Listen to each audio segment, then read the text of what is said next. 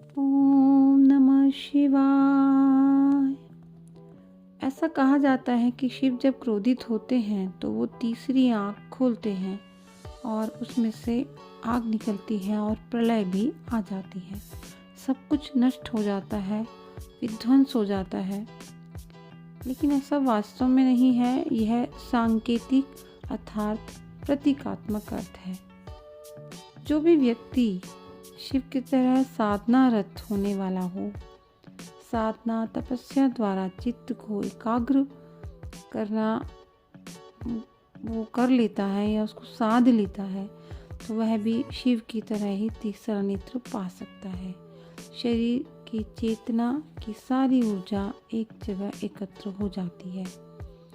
तभी तो जब दुर्योधन की माता गांधारी, जिन्होंने पूरी उम्र आंखों पर पट्टी बांध के रखी थी, और दुर्योधन को कहा कि वो बिल्कुल नग्न होकर उनके सामने आए और मैं पट्टी तभी खोलूँगी जब वो मेरे सामने आएगा। और जब वो उनके सामने आए तो माँ के सामने एक लंगोट पहनकर आ गए। उन्हें लगा कि मैं नग्न होकर अपनी माँ के सामने कैसे जाऊँ। तो उस ध्यान से उस स्थान को छोड़कर वो पूरे वज्र के यानी पत्थर के हो गए थे, जिनको मारना आसान नहीं था।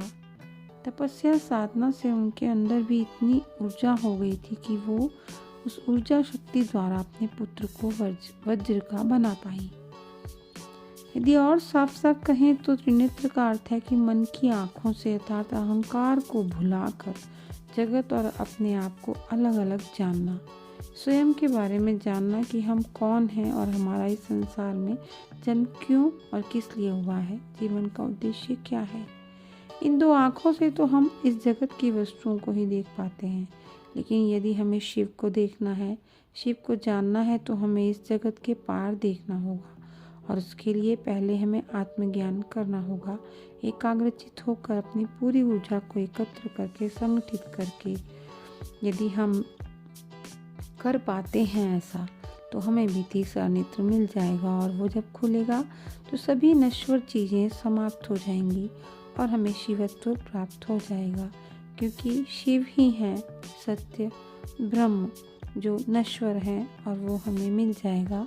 तो जीवन में कुछ बचेगा ही नहीं और पाने के लिए हमें सब कुछ मिल जाएगा, आनंद ही आनंद रहेगा। ओम नमः शिवाय।